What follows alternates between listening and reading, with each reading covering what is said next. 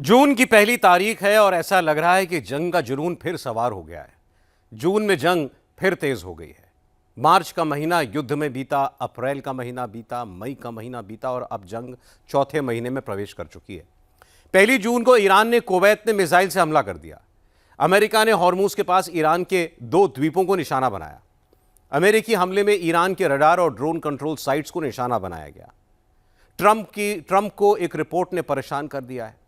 Iran ने 55 दिन के सीज फायर में ध्वस्त की गई मिसाइल साइट्स को रिकवर कर लिया है। उधर इजरायल ने साउथ लेबनान से आगे जाते हुए बेरूत के दाहिया इलाकों को समतल करने का आदेश दे दिया है। मिडिल ईस्ट में युद्ध बढ़ेगा या सीज फायर चलेगी, देखिए ये रिपोर्ट।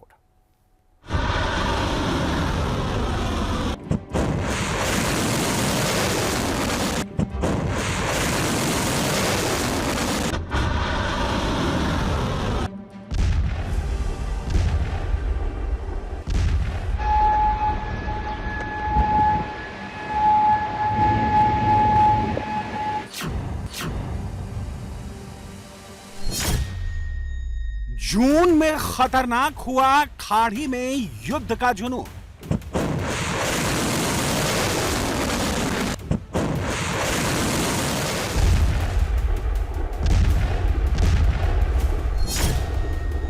अमेरिका ने 2 द्वीपों में ईरान के एयर डिफेंस उड़ा दिए।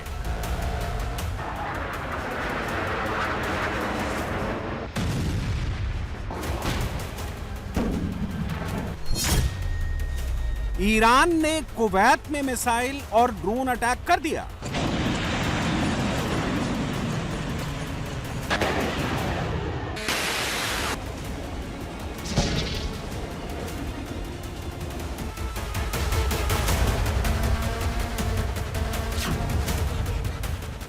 कुवैत की राजधानी कुवैत सिटी में सायरन की आवाज तेज होती जा रही है।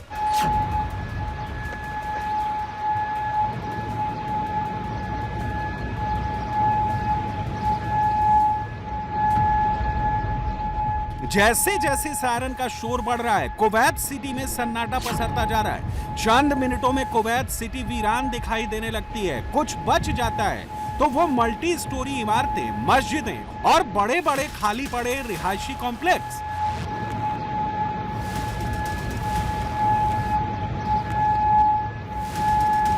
कुवैत सिटी के लोग सायरन का शोर सुनकर अंडरग्राउंड बंकरों में छुप जाते हैं। चंद मिनट बाद कुवैत सिटी का आसमान लाल हो जाता है। ईरानी मिसाइलों और कुवैत के एयर डिफेंस के बीच आसमान में भयंकर युद्ध शुरू हो जाता है। ईरान से दागी गई मिसाइलों को कुवैत सिटी में लगा एयर डिफेंस इंटरसेप्ट करने में कामयाब हो जाता है। कुवैत और ईरान दोनों ही मुस्लिम कंट्री हैं। कुवैत अमेरिका के साथ है, इसलिए ईरान का दुश्मन है। ईरान ने एक हफ्ते में दूसरी बार कुवैत पर मिसाइल और ड्रोन अटैक किए हैं। कुवैत में ईरान का टारगेट अमेरिकी एयरबेस अली अल सालेह और अली अल सलेम एयरबेस हैं, जिनका इस्तेमाल अमेरिका अब भी कर रहा है। अमेरिकी सैनिक अब भी वहां मौजूद हैं। ईरान ने कुवैत सिटी में अटैक के लिए फतह 110 बैलिस्टिक मिसाइल का इस्तेमाल किया। फतह 110 में लगा 500 किलो का उच्च विस्फोटक जहां फटता है, वहां भयंकर तबाही होती है।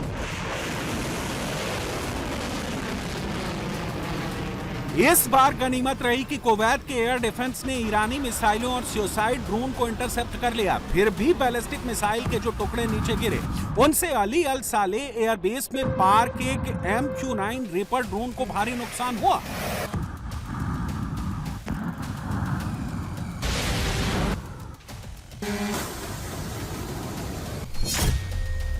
ईरान के एक ही प्रहार में ट्रंप को 250 करोड़ रुपए का नुकसान हो गया।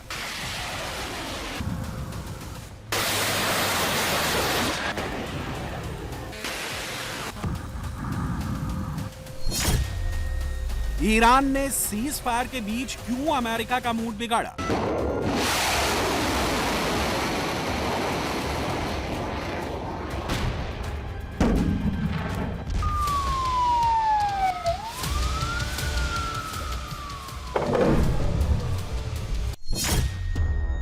मुश्तबा ने क्यों कुवैत के ही एयरबेस को मिसाइल से उड़ाया?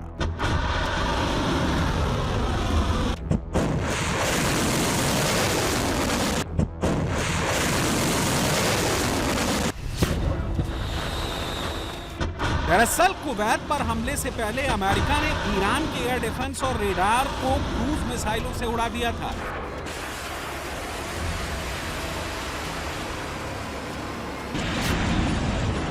अमेरिका ने इसे डिफेंसिव एक्टिविटी बताकर मामले को ठंडा करने की कोशिश की, लेकिन ईरान ने फौरन एयर स्ट्राइक कर इसका जवाब दिया।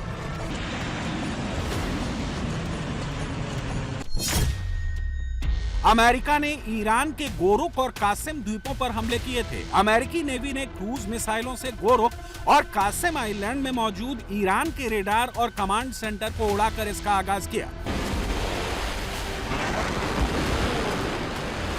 अब सवाल उठता है कि ऑपरेशन एपिक फ्यूरी में अमेरिका ज्यादा से ज्यादा स्ट्राइक तेहरान में कर रहा था।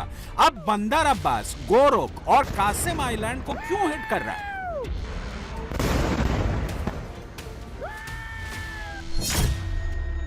ईरान का गोरुक होर्मुजगन प्रांत में स्थित एक कोस्टल सिटी है जो ओमान की खाड़ी के सामने है, जबकि कासेम ईरान का सबसे बड़ा आइलैंड है जो हॉर्मुज के मुहाने पर स्थित है।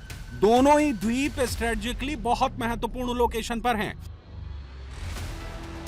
अमेरिकी नाकेबंदी से लड़ने के लिए और हॉर्मुज पर कंट्रोल के लिए दोनों ही आइलैंड में ईरान ने बड़ा मिलिट्री बिल्डअप किया हुआ है। यहाँ आईआरजीसी की नेवी की अंडरग्राउंड फैसिलिटी है। अमेरिका अगर यहाँ ईरान के रणनीतिक संसाधनों को उड़ा देता है तो हॉर्मुज में ट्रंप अपना कंट्रोल पा सकते हैं। ईरान ने एक दिन पहले यहीं अमेरिका के MQ-1 प्रेडेटर ड्रोन को मार गिराया था। آمریکا صرفا نقض آتش بس نیست، اقدام تجاوزکارانه نقض ماده 4 जब अमेरिका सीज फायर तोड़ता है, ईरान पर हमले करता है, हम बिना किसी हिचक के फौरन पलटवार करते हैं, जैसा कि आज हमने किया। हमने कुवैत में अमेरिकी बेसों पर मिसाइल और ड्रोन अटैक किए। ईरान हर तरह से तैयार है। अमेरिका और उसके सहयोगी देश को हर हमले की कीमत चुकानी पड़ेगी। همونطور که اشاره کردید صراحتاً اعلام کردیم که مبدأ تجاوز رو مورد هدف قرار دادیم. जून के पहले दिन स्ट्रेट ऑफ हॉर्मुज में कॉमर्शियल शिप से ज्यादा ईरान की अटैकिंग फास्ट बोट दिखाई दे रही हैं।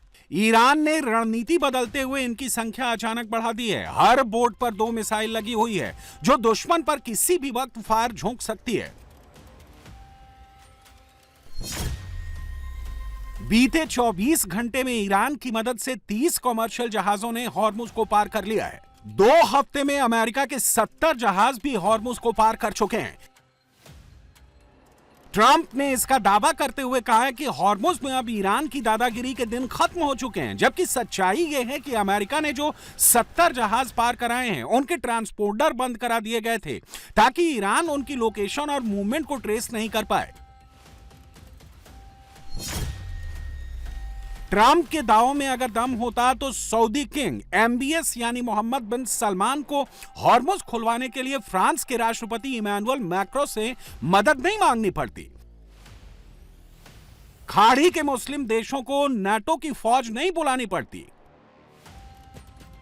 हॉर्मुज में ट्रंप की नेवी अब तक ईरान की बिछाई माइंस नहीं हटा पाई है।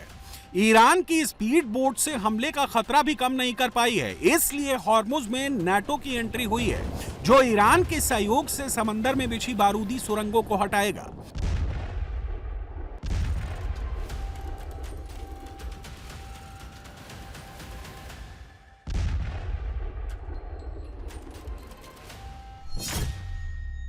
युद्ध में ट्रंप को बहुत बड़ा शॉक, मुस्तबा को वापस मिला स्टॉक।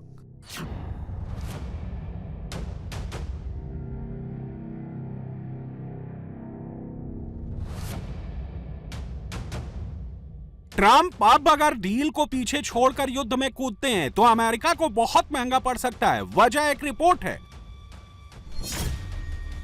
रिपोर्ट के मुताबिक युद्ध के पहले राउंड में अमेरिका ने ईरान की 69 टनल बर्बाद की थी। ये टनल उन अंडरग्राउंड बंकरों और मिलिट्री फैसिलिटी से जुड़ी हुई थी जिनमें ईरान ने मिसाइल और गोला बारूद का स्टॉक जमा कर रखा था। ईरान ने 55 दिन के सीज फायर में 50 टनल को दोबारा खोल लिया है। वहां जमा मिसाइल, ड्रोन, बम, गोला बारूद को दोबारा हासिल कर लिया है।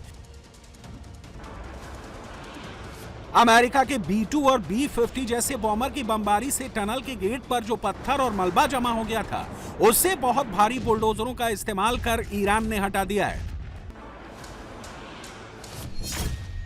रिपोर्ट में दावा किया गया है कि ईरान के अंडरग्राउंड साइट्स में अब भी 1000 मिसाइल का स्टॉक मौजूद है। अमेरिका के जिन बड़े बड़े बॉम्बर का खौफ पूरी दुनिया मानती है, अमेरिका की जिन मिसाइलों से दुनिया थर्राती है, उनके हमलों से ईरान का बहुत ज्यादा नुकसान नहीं हुआ। अमेरिका के 30,000 से ज्यादा बंकर बस्टर बम बेकार चले गए। ईरान की अंडरग्राउंड मिसाइल सिटी का कुछ नहीं बिगाड़ पाए। अमेरिका ने पहले राउंड में ईरान के मिलिट्री अड्डों पर 15,000 से ज्यादा मिसाइलें चलाई। सतह पर तो नुकसान दिखा, लेकिन जो असली टारगेट थे, उन्हें जो नुकसान हुआ भी, उसे ईरान ने सीज फायर में दोबारा तैयार कर लिया। मतलब ट्रंप बड़ी बड़ी मिसाइलों के हमलों से मुस्तफा का कुछ खास नहीं बिगाड़ पाए। अमेरिका ने 40 दिन के युद्ध में 84 लाख करोड़ रुपए के हथियार फूंके। इजरायल ने 1,10,000 करोड़ का गोला बारूद फूंका। रिपोर्ट के मुताबिक सब बेकार चला गया। ईरान अब भी सीना ठोक कर कह रहा है, या तो उसकी शर्तों पर डील होगी, वरना वो युद्ध के मैदान में फिर दो हाथ करने के लिए तैयार है।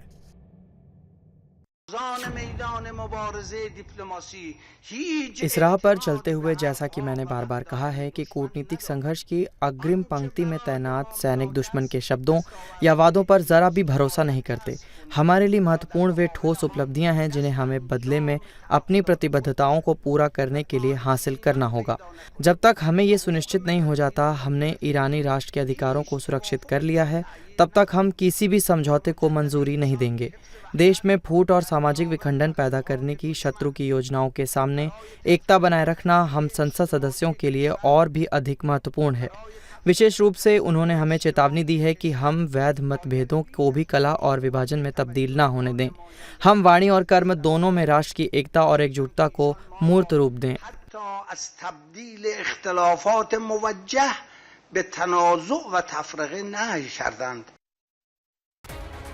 मुस्तफा अब खुलकर जंग के मैदान में आने को तैयार है।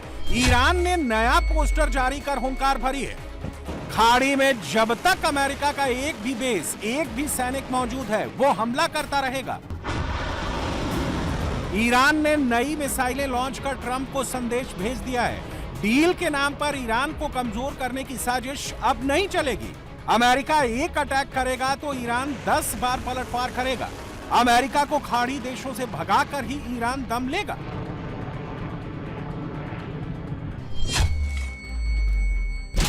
ये सैटेलाइट तस्वीरें देखकर ट्रंप को नींद नहीं आएगी। यूएई में अमेरिका के बेस पर ईरान ने कितनी तबाही मचाई है। जगह जगह जो काले धब्बे दिखाई दे रहे हैं, वो ईरान की पिन पॉइंट स्ट्राइक से बने हैं। ईरान ने मिडिल ईस्ट में अमेरिका के 20 बेस तबाह कर दिए हैं। अमेरिका की ताकत उसके एयर डिफेंस को बर्बाद कर दिया है। सर्विलांस और ईंधन भरने वाले एयरक्राफ्ट को उड़ा दिया है। अमेरिका के कम्युनिकेशन इंफ्रास्ट्रक्चर को जला दिया है। अमेरिका जिन पैट्रियट और थर्ड एयर डिफेंस पर इतराता था, उन्हें ईरान जैसे देश ने उड़ा दिया। इतने सैंक्शंस और पाबंदियों के बावजूद ईरान की युद्ध मशीनरी को ईंधन कहां से मिल रहा है? ईरान कैसे इतनी जल्दी अपना मिसाइल प्रोग्राम पटरी पर ला पाने में कामयाब हो गया? इसके पीछे चीन का दिमाग है, जिनपिंग का गेम है। चीन ये गेम कैसे खेल रहा है? चीन शेल कंपनियों के जरिए ईरान के मिसाइल प्रोग्राम को ईंधन दे रहा है। ये शेल कंपनियां तुर्की और यूएई से चलाई जा रही हैं, जो अमेरिका के दोस्त हैं। इसमें सबसे बड़ा नाम हाउकुन एनर्जी का है, जिसने आईआरजीसी से डील की। उसे 10,000 टन सोडियम परकोलेट बेचा, जिसकी कीमत $43 मिलियन है। इतने कच्चे माल से करीब 250 बैलिस्टिक मिसाइलें बनाई जा सकती हैं। ट्रंप जब डील के लिए ईरान पर मैक्सिमम प्रेशर बना रहे हैं, उस वक्त बीजिंग पूरी ताकत से तेहरान के पीछे खड़ा है। जिनपिंग ने फिक्स कर दिया है कि लड़ाई में ईरान को मिसाइलों की कमी नहीं पड़ेगी। वो मिसाइलों में लगने वाले कल पुर्जे, केमिकल और ऑयल उन्हीं देशों से ईरान को पहुंचाएगा जो अमेरिका के खास हैं, जहां अमेरिका ने सैंक्शंस नहीं लगाए हैं।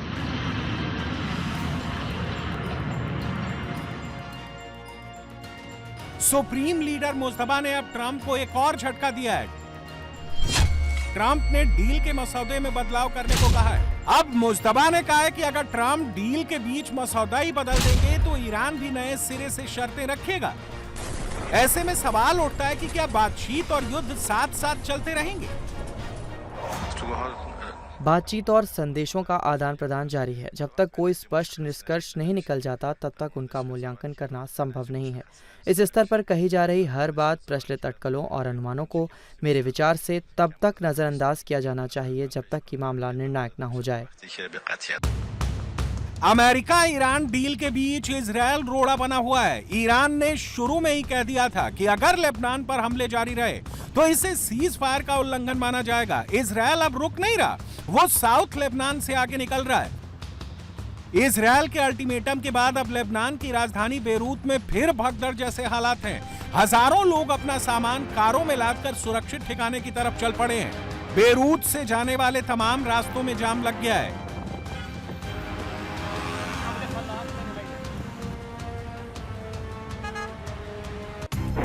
साउथ लेबनान में लिटानी नदी तक कब्जा करने के बाद इजराइल अब जहरानी नदी तक बफर जोन का विस्तार करना चाहता है। नेतन्याहू का अगला टारगेट बेरूत का दाहिया इलाका है।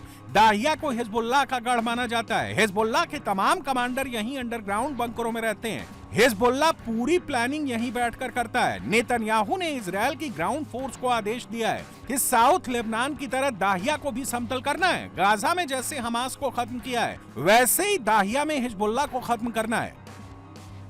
हम शटूला में उत्तरी सीमा पर हैं और हम स्पष्ट रूप से कह रहे हैं कि हम दाहिया को पूरी तरह से नष्ट करना होगा। मैंने पिछले युद्ध विराम का विरोध किया था और आज मैं यही कह रहा हूं कि हमें इसे पूरी तरह से नष्ट करना होगा। आईडीएफ अपना काम कर रही है। शुक्र है पिछले कुछ हफ्तों में हिजबुल्लाह के 600 से ज्यादा सदस्य मारे गए हैं, लेकिन ये काफी नहीं है। उनके साथ जो कुछ हो रहा है वो दहियेह है। हमें दहियेह पर कब्जा करना होगा, उसे पूरी तरह से नष्ट करना होगा, उसे नष्ट करना होगा और फिर से नष्ट करना होगा। हिजबुल्लाह दहियेह में है, दहियेह में हिजबुल्लाह को नष्ट करो। दहियेह को पूरी तरह से नष्ट करने का समय आ गया है। हम अमेरिकी राष्ट्रपति डोनाल्ड ट्रंप का सम्मान करते हैं। हमें साझेदारी के लिए उन्हें धन्यवाद देना चाहिए, लेकिन सैनिकों और नागरिकों को नुकसान पहुंचाना एक लक्ष्मण रेखा है और दहियेह को पूरी तरह से नष्ट करना ही होगा। खाड़ी और लेबनान में हालात जितने तेजी से बदल रहे हैं उससे युद्ध और बढ़ने का खतरा ज्यादा है। ट्रंप के लिए नेतन्याहू को रोकना मुश्किल है। ऐसे में वो मुस्तफा को कैसे रोक पाएंगे?